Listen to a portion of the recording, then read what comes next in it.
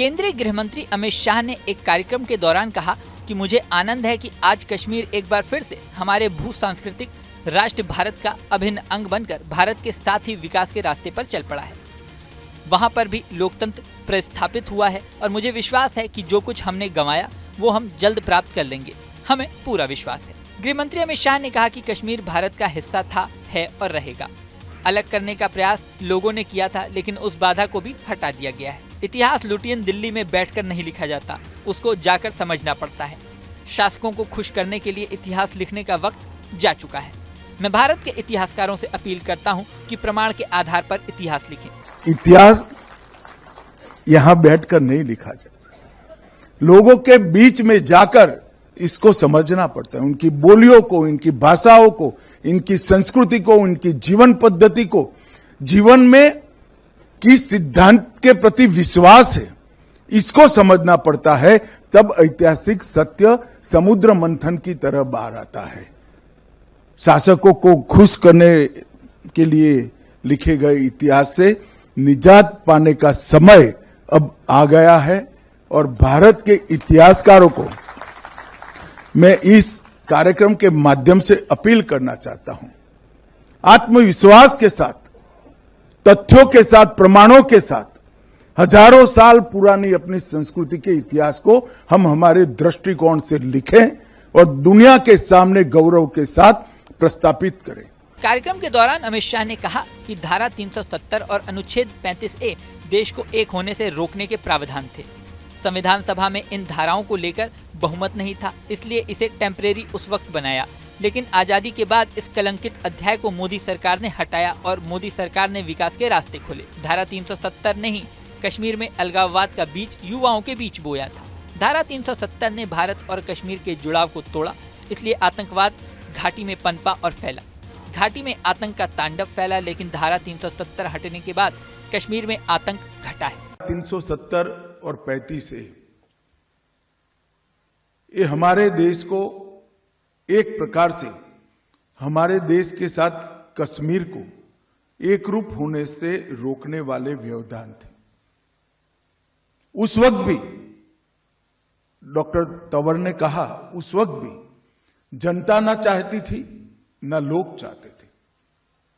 संविधान सभा में भी बहुमत नहीं चाहता था कि धारा 370 संविधान का हिस्सा बने। खैर, मगर बन गया। मगर कुछ दृष्टिवान लोग भी थे जिन्होंने जब हिस्सा बना तब टेम्पररी प्रोविजन लिखना जरूरी समझा। और मित्रों, जो चीज कृत्रिम होती है, प्राकृतिक नहीं होती है, नेचुरल नहीं होती है, वो उसका आयुष्य लंबा नहीं होता है। और नरेंद्र मोदी जी के दृढ़ संकल्प ने 5 अगस्त 2019 को धारा 370 को समाप्त कर अमित शाह ने कहा कि कश्मीर को ऋषि कश्यप की भूमि के नाम से भी जाना जाता है। शायद इसी वजह से इसका नाम कश्मीर पड़ा होगा। उन्होंने आगे भी कहा कि कश्मीरी, डोगरी, बाल्टी और झंस्कारी भाषा को शासन की स्वीकृति दी गई। इसके लिए पीएम मोदी को धन्यवाद देता हूं। पीएम का आग्रह था कि यूनियन टेरिटरी बनने के बाद कश्मीर की छोटी से छोटी स्थानीय भाषा को भी जीवित रखना है। ये दिखाता है कि पीएम कश्मीर के बारे में कितना सोचते हैं।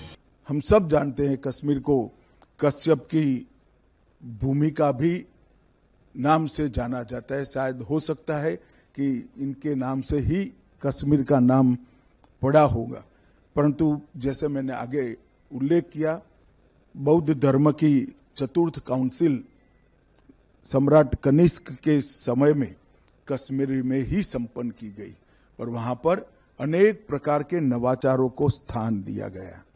और भाषाओं की विविधता जो भारत की एक बहुत बड़ी स्ट्रेंथ है, वो भी कश्मीर में इसकी अनुभूति होती है। और मैं आज निश्चित रूप से इस मौके पर देश के प्रधानमंत्री जी का बहुत बहुत धन्यवाद देना चाहता हूं, क्योंकि 2 यूटी बनाकर दोनों यूटी की राज्य की अधिकृत भाषाओं में कश्मीरी, डोगरी, बाल्टी, लद्दाखी और झंस्कारी, ये सारी भाषाओं को समावेश करने का काम नरेंद्र मोदी जी ने कर भाषाओं को एक नया आयु देने का काम किया। उन्होंने कहा कि भारत पूरी दुनिया में एकमात्र ऐसा देश है जिसकी बाउंड्री सांस्कृतिक परंपरा के आधार पर है, इसलिए कश्मीर से कन्याकुमारी तक भारत एक है। भारत को समझने का प्रयास तभी सच्चा हो सकता है जब जियो संस्कृति के कल्चर को समझा जाए। हमारे देश को तोड़ने वाले तथ्यों को समझना होगा। तथ्यों को तोड़ मरोड़ कर पेश किया गया। कुछ लोगों ने इतिहास को वक्र दृष्टि से देखा। एक प्रकार से देखें तो दुनिया भर के देशों का अस्तित्व जियो पॉलिटिकल अस्तित्व है। बाउंड्रीज से बने हुए देश हैं। या तो किसी युद्ध से जन्मे हैं या तो किसी समझौते से जन्मे हैं। पूरी दुनिया में एकमात्र देश भारत ऐसा देश है जो जियो कल्चर देश है, जिसकी बाउंड्री संस्कृति से निर्माण होती है। कश्मीर से लेकर कन्याकुमारी, गांधार से लेकर उड़ीसा तक और बंगाल से लेकर गुजरात तक, पूरे देश में कहीं पर भी आप घूम लीजिए, हम संस्कृति से जुड़े हुए देश हैं।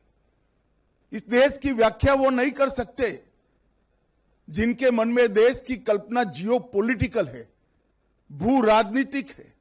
इस देश को वही समझ सकते हैं जिनके मन में भू सांस्कृतिक देश की कल्पना सिद्ध हुई है या तो उसकी जानकारी है। अमित शाह ने कहा कि कश्मीर का भारत से न टूटने वाला जोड़ है।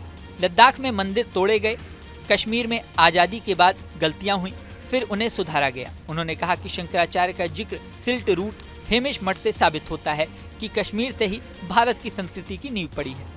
सूफी, बौद्ध और शैल मठ सभी ने कश्मीर में बहुत अच्छी तरीके से विकास किया। देश की जनता के सामने सही चीजों को रखा जाए। इस वीडियो में फिलहाल इतना ही। बने रहें न्यूज नेशन के डिजिटल प्लेटफॉर्म पर। न्यूज नेशन अब व्हाट्सएप पर खबरों के ताजा अपडेट के लिए न्यूज नेशन के इस QR कोड को स्कैन करें।